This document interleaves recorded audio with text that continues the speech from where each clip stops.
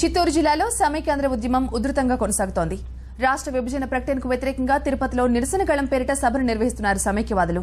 సమైక్యాంధ్ర పరిరక్షణ సమితి ఆధ్వర్యంలో జరుగుతున్న నిరసన గళంకు అధిక సంఖ్యలో సమైక్యవాదులు తరలి వస్తున్నారు.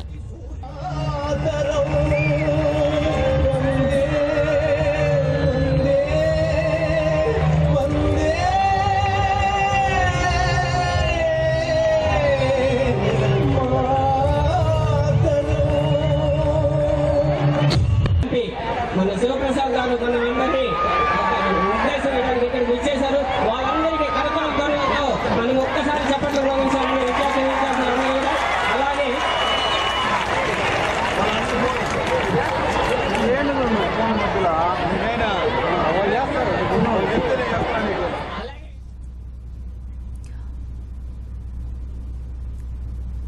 ప్రజల మద్దతుతో సమైక్యాంధ్ర ఉద్యమంలో ఎంత దూరమైనా వెళ్తానంటున్నారు చిత్తూరు ఎంపీ శివప్రసాద్. జనంతో మమేకమై ఉద్యమాన్ని ముందుకు తీసుకువెళ్తానన్నారు ఆయన. విభజన ఆపుతున్నట్లు వస్తున్న ప్రకటనలను నమ్మబోమని, సోనియా స్వయంగా ప్రకటించే వరకు ఉద్యమం కొనసాగుతుందని తిరుపతి సభలో అన్నారు శివప్రసాద్.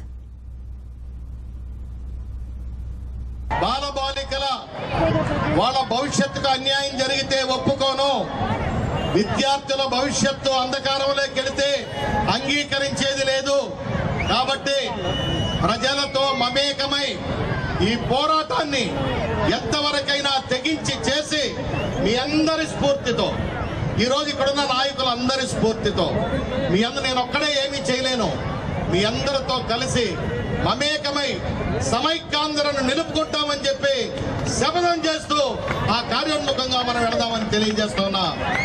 అహ్మద్ పటేల్ అన్నాడంట,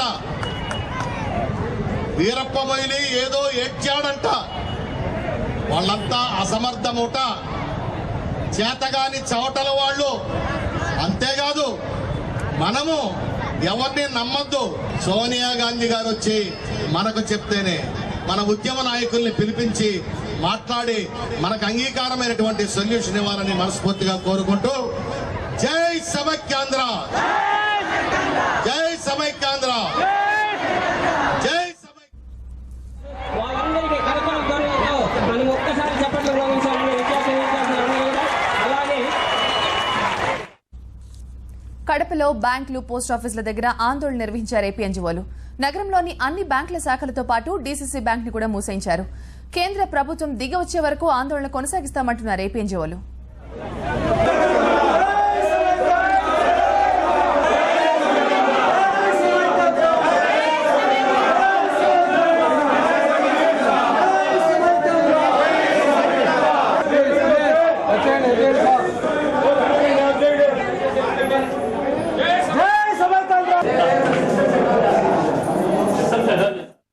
రాష్ట్ర శాసనసభ స్పీకర్ నాదెండ్ల మనోహర్ కనిపించడం లేదంటూ గుంటూరు జిల్లా తెనాలిలో పోస్టులు అంటించారు సమైక్యవాదులు.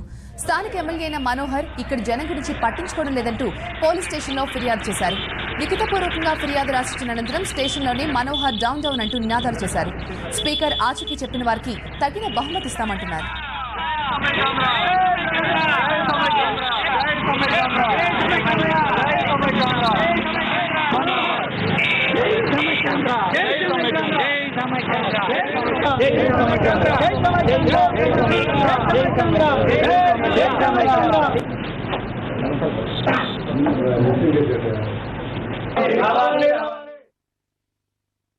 ప్రజల కోసం, ప్రజల కొరకు, ప్రజల చేత ఎన్నుకోబడ్డ ప్రజాప్రతినిధులు అయినటువంటి మేము మీకోసం నిర్విరామంగా కష్టపడి పోరాటం చేస్తామని చెప్పిన వ్యక్తులు ఈరోజు కనిపించటం లేదు మాకు. అంటే మీరు మమ్మల్ని మోసం చేశారు, అంటే చీట్ చేశారంటే 420 సెక్షన్ కింద మీరు అర్హులు. అదేవిధంగా అబ్స్కాండెడ్ ఇంటెన్షనల్ గా తప్పుకుని పారిపోయారు అంటే అబ్స్కాండెడ్ కేసు కింద కూడా మిమ్మల్ని బుక్ చేయమని చెప్పి పోలీసు వారికి నిర్ణయించుకుంటున్నాం. 420 కింద అబ్స్కాండెడ్ కింద మీ మీద కేసు బుక్ చేసి ఈ నియోజకవర్గ ప్రజలకు అప్పచెప్పమని చెప్పి మేము. తిరుపతిలో ఏపీ ఎన్జీఓలు కేంద్ర ప్రభుత్వ కార్యాలయాన్ని ముట్టడించారు. కార్యకలాపాలను స్తంభింప చేయడం ద్వారా కేంద్రంపై ఒత్తిడి తేవాలన్నది సమైక్యవాదుల ప్లాన్. రైల్వేకు చెందిన సెంట్రల్ క్యారేజ్ షాప్ ని ముట్టడించి ఏపీ ఎన్జీఓలు విధులకు హాజరు కాకుండా రైల్వే ఉద్యోగులను అడ్డుకున్నారు. మోకాళ్లపై నిలబడి నిరసన తెలిపి సమైక్య నినాదాలు చేశారు. 24న రాష్ట్ర బంద్ నిర్వహించి తిరుమలకు ఆర్టీసీ బస్సుల్ని ఆపిస్తామన్నారు. మరిన్ని వివరాలు మా ప్రతినిధి రాజు అందిస్తారు. విభజన నిర్ణయాన్ని వ్యతిరేకిస్తూ ఆందోళన కొనసాగుతున్న నేపథ్యంలో 51 రోజుల పాటు కొనసాగుతున్న ఈ ఆందోళన అయితే ఏపీ ఎన్జీఓలు 38 రోజులుగా విధులకు దూరంగా ఉండి రోడ్డెక్కిన పరిస్థితి. ఈ రోజు ప్రధానంగా ఏపీ ఎన్జీఓలు పిలుపునిచ్చిన నేపథ్యంలో కేంద్ర ప్రభుత్వ కార్యాలయాలను అడ్డుకోవడం ద్వారా, కార్యకలాపాలను అడ్డుకోవడం ద్వారా కేంద్ర ప్రభుత్వం మీద ఒత్తిడి తీసుకురావాలని చెప్పేసి ఏపీ ఎన్జీఓలు భావిస్తున్న నేపథ్యంలో రేణిగుంటలోని సౌత్ సెంట్రల్ రైల్వేకి సంబంధించిన క్యారేజ్ రిపేర్ షాపు అడ్డుకున్నారు. దాదాపుగా 10,000 మంది ఉద్యోగులు ఇక్కడ పనిచేస్తున్న నేపథ్యంలో ఖచ్చితంగా ఏపీ ఎన్జీఓలు ఉదయం 8 గంటల నుంచి ఇక్కడ ఆందోళన చేస్తున్నారు. పెద్ద ఎత్తున ప్రొటెక్షన్ కూడా పెట్టారు. ఇక్కడ బైఠాయించి గేటు ముందు బైఠాయించి ఆందోళన చేస్తున్నారు. అంటే ప్రధానంగా ఏపీ ఎన్జీఓలు ఒకటే నినాదం, ఖచ్చితంగా కేంద్ర ప్రభుత్వ కార్యాలయాల్ని విధుల్ని అడ్డుకోవడం ద్వారా కేంద్ర ప్రభుత్వం మీద ఒత్తిడి తీసుకురావాలని చెప్పేసి ఏకైక నిర్ణయం నేపథ్యంలోనే ఖచ్చితంగా ఏపీ ఎన్జీఓలు అట్లాగే ఆర్టీసీ యూనియన్లకు సంబంధించిన నేతలు మొత్తం ఉన్నారు. ఈ రోజు చేస్తున్నటువంటి కేంద్ర ప్రభుత్వ కార్యాలయాలను అడ్డుకోవడం ఎలాంటి నిర్ణయం?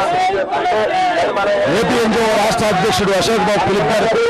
ఈ రోజు రేపు కేంద్ర ముట్టడి కార్యక్రమంలో భాగంగా తిరుపతిలో మన సిఆర్ఎస్ లో ఈ రోజు ఈ ముట్టడి కార్యక్రమం జరుగుతోంది. దీనికి సంబంధించి సిఆర్ఎస్ లోని ఉద్యోగస్తులు కూడా వాళ్ళు స్వచ్ఛందంగా సంఘీభావం తెలపడం జరిగింది.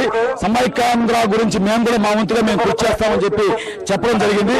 దీనికి సిఆర్ఎస్ ఉద్యోగస్తులకి తిరుపతి ఉద్యోగ సంఘాల తరపున అభినందనలు తెలియజేస్తూ, అదేవిధంగా ఏదైతే జేఏసీ రాష్ట్ర జేఏసీ పిలుపు మేరకు 24వ తేదీన బంద్ ఏదైతే ఉందో సీమాంధ్రలో, దీనికి తిరుమలలో కూడా మినహాయింపు లేదు. ఖచ్చితంగా మీ ద్వారా తెలియజేసుకున్నది ఏంటంటే ఖచ్చితంగా తిరుమలకు వచ్చే భక్తులు 24వ తేదీన మీ ప్రయాణాన్ని, దేవుడి దర్శనాన్ని వాయిదా వేసుకోవాల్సిందిగా తిరుపతి జేఏసీ ఆర్టీసీగా కోరుతున్నాము.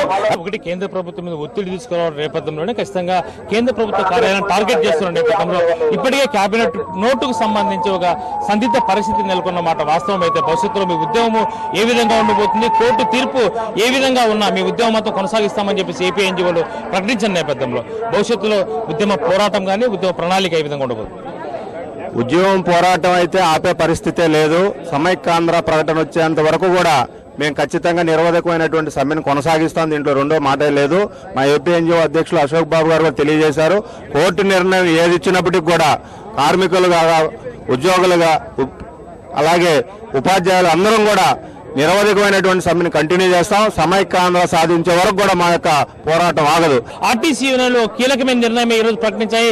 రేపు 24న రాష్ట్ర బంద్కు రోజున ఖచ్చితంగా తిరుపతి నుంచి తిరుమల కూడా ఆర్టీసీ సర్వీసులను ఆపివేయడం ద్వారా తమ నిరసనను, తమ ఆర్టీసీ ఉద్యోగులు చేస్తున్నటువంటి ఆందోళనను మరింత తీవ్రతరం చేయడం ద్వారా కేంద్ర ప్రభుత్వ దృష్టిని ఆకర్షించేందుకు తాము 24న రాష్ట్ర బంద్ రోజు ఖచ్చితంగా తిరుమలకు బస్సు సౌకర్యాన్ని కూడా నిలిపివేయడం ద్వారా తమ సమ్మెను మరింత ఉధృతం చేస్తామని చెప్పేసి ఆర్టీసీ యూనియన్లు స్పష్టం చేశాయి. Camera person